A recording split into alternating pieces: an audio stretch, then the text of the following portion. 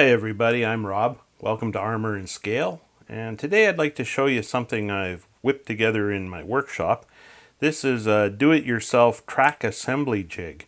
This is for putting together the individual links of armored vehicles. In this case I'm putting together the links for a Chieftain tank from Tacom. A great kit, but boy, it can be tedious to put together these individual links. With the aid of a jig like this, that hard work becomes a lot easier. But where do you get a jig like this? I've seen a few available commercially, and for one reason or another, I just really didn't want to go that route.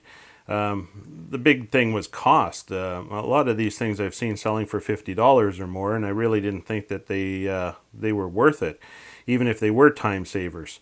So I put this together, and the key ingredient here is a cutting block from IKEA. I went to my local IKEA store and I picked up a $3 cutting block.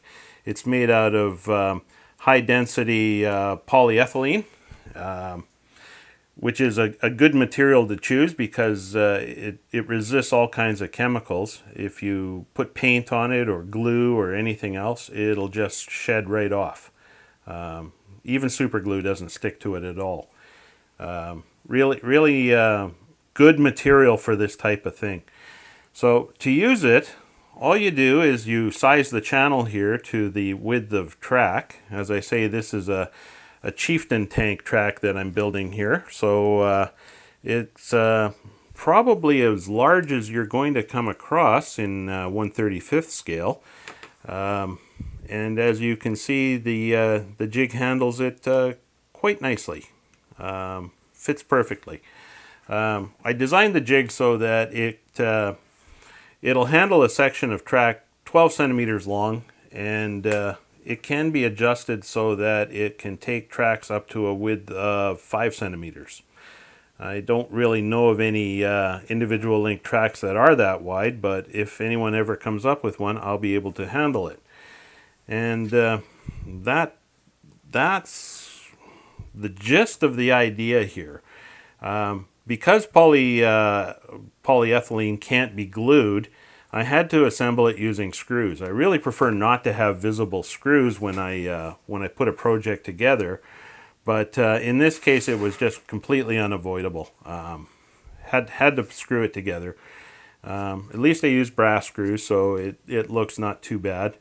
Made sure that they're flush so that you're not rubbing on them or anything.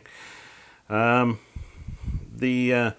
other hardware that was involved here is this star knob here.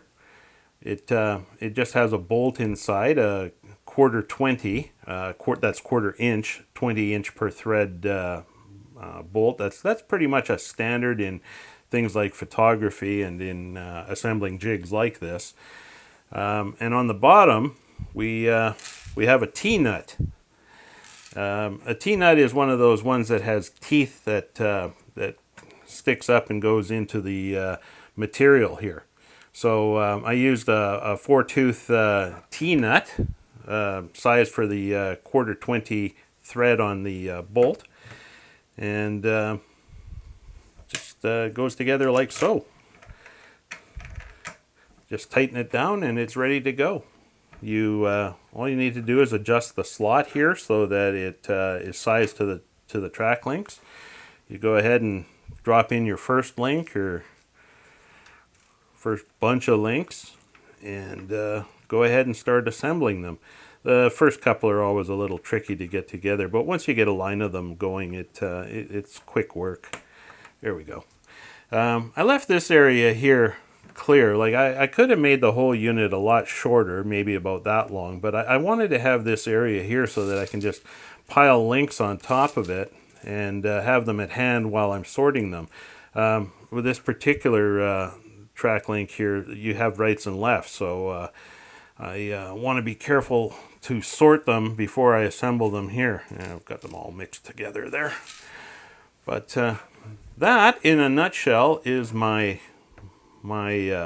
jig. It's pretty simple.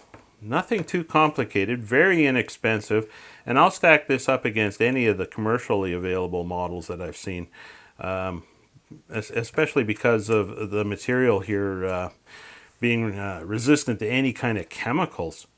Put anything you like on there and it's not going to affect it really. Well, anything that a modeler would normally use. And well, there you go. That's my idea.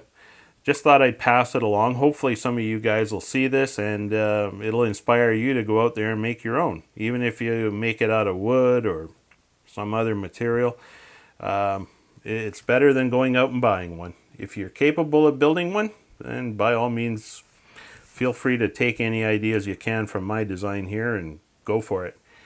So thanks for viewing. If you like what you see here, if you enjoy my series of videos so far, please click like and subscribe. Thanks very much.